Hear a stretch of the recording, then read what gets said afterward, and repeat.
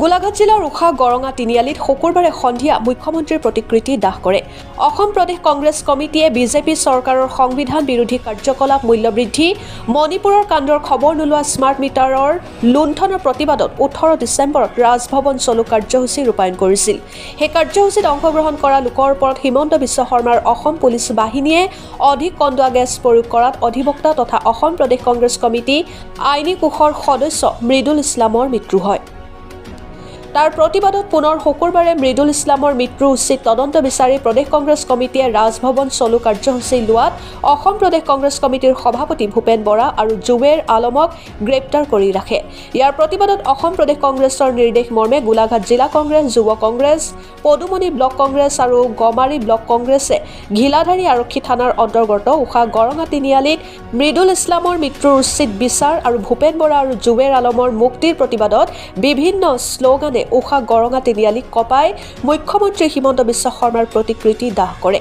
যদিহে উচিত বিচাৰ নকৰে আৰু গ্ৰেপ্তাৰ কৰা দুজনক মুক্তি নিদিয়ে, তেতিয়া ইয়াতকৈ জংগী আন্দোলন কৰাৰ লগতে প্ৰাণ দিবলৈ ভয় নকৰোঁ বুলি প্ৰতিবাদকাৰীসকলে মন্তব্য কৰে। প্ৰতিবাদী কাৰ্যসূচী কেইবাখনো থানাৰ আৰক্ষী মোতায়েন কৰি পৰিস্থিতি নিয়ন্ত্ৰণ কৰে। গোলাঘাটৰ পৰা জীৱন গগৈ ৰিপৰ্ট, অৰুণোদয় আছাম।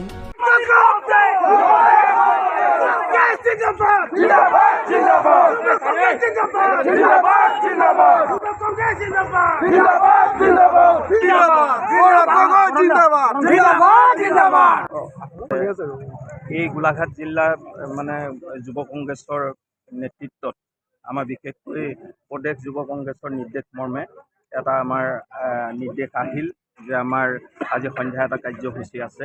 কিন্তু আমি এই কাৰ্যসূচী কৰা মূলতে হ'ল যোৱা 18 তাৰিখে যি ৰাজভৱন চলো যি কাৰ্যসূচী অসম প্ৰদেশ কংগ্ৰেছে লৈছিল, সেই কাৰ্যসূচী বিশেষকৈ উদ্দেশ্য আছিল যে ভাৰতবৰ্ষত যিটো সংবিধানক নেওচি যিখিনি কাম কৰিবলৈ বিজেপি চৰকাৰে গৈছে আৰু আমাৰ ওচৰৰে নিচে কাষৰীয়া মণিপুৰ ৰাজ্যত যি আজি 1.5 বছৰ দিন ধৰি নাৰী নিৰ্যাতনৰ পৰা যি হত্যালীলা চলাইছে বিজেপি চৰকাৰ নেতৃত্বত, তাৰ কোনো খবৰ ল'বলৈ কোনো আজি প্ৰধানমন্ত্ৰীয়ে হওক বা কোনো তেওঁলোকৰ নেতাৰ সময় নাই।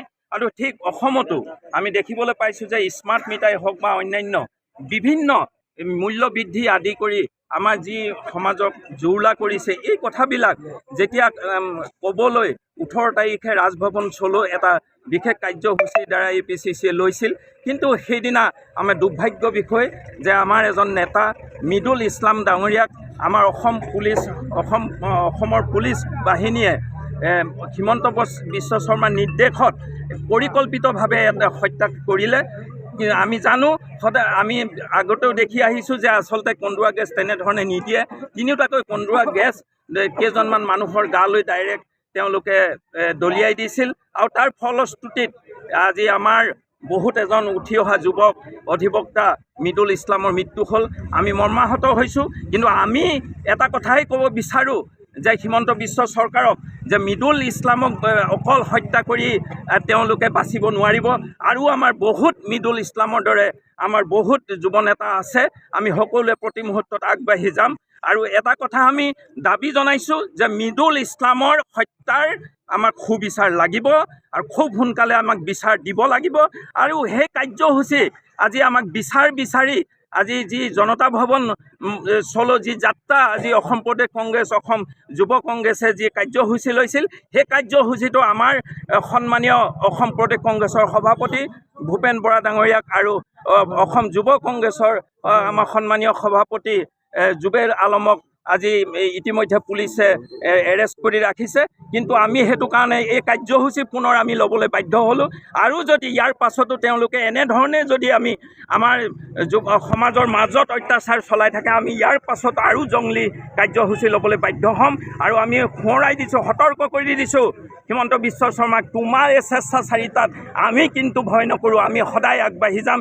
প্ৰয়োজন হ'লে মৃদুল ইছলামৰ দৰে আজি আৰু আমি 10জনে এই মুহূৰ্ততো বুকু পাতি আমি গুলি ল'বলৈ আমি কুণ্ঠাবোধ নকৰোঁ। গতিকে সকীয়াই দিছোঁ, সাৱধান, ভৱিষ্যতে কিন্তু ইয়াতকৈ আৰু বহুত বেয়া কিছু পৰিস্থিতিৰ সন্মুখীন হ'বলৈ বাধ্য হ'ব। আৰু যদিহে পৰিৱেশ সৃষ্টি হয়, ইয়াৰ কাৰণে সম্পূৰ্ণ দোষী হ'ব হিমন্ত বিশ্ব শৰ্মা চৰকাৰ। ধন্যবাদ।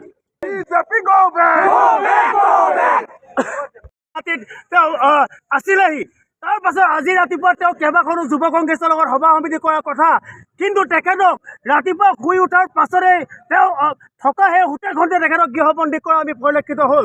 তাৰ পৰৱৰ্তী সময়ত দেখিলোঁ যে আমাৰ নেতা ভূপেন বৰা ডাঙৰীয়াক তেওঁলোকে গৃহবন্দী কৰিলে, গ্ৰেপ্তাৰ কৰিলে। আমাৰ নেতা জুবেৰ আলম ডাঙৰীয়াক তেওঁলোকে গ্ৰেপ্তাৰ কৰিলে, গৃহবন্দী কৰিলে।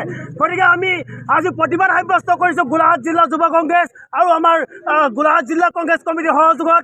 আমাৰ মূল কথা হ'ল যে ভূপেন বৰা ছাৰৰ ওপৰত আৰু আমাৰ জুবেৰ আলম ডাঙৰীয়াৰ ওপৰত আৰু আমাৰ ৰাষ্ট্ৰীয় সভাপতি ডাঙৰীয়াৰ ওপৰত যি ধৰণৰ অত্যাচাৰ নমায়না হৈছে, মূলতঃ কংগ্ৰেছ কৰ্মীৰ ওপৰত যি ধৰণৰ হত্যা দাদাগিৰি চলিছে, সেই দাদাগিৰি আমি গোলাঘাট জিলা যুৱ কংগ্ৰেছে কোনো কাৰণতে সহ্য কৰি নলওঁ।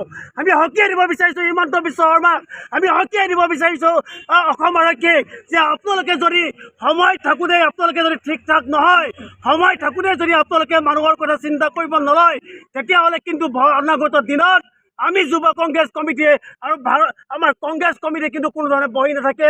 ইয়াৰ পৰিৱৰ্তে যদি আপোনালোকে এই ধৰণৰ কাৰ্য, এই ধৰণৰ অত্যাচাৰ আমাৰ ওপৰত নমাই নিব হয়, অনাগত দিনত ভয়ংকৰ আন্দোলন কাৰ্যসূচীৰ সন্মুখীন হ'বলৈ আপোনালোক প্ৰস্তুত হৈ থাকিব লাগিব।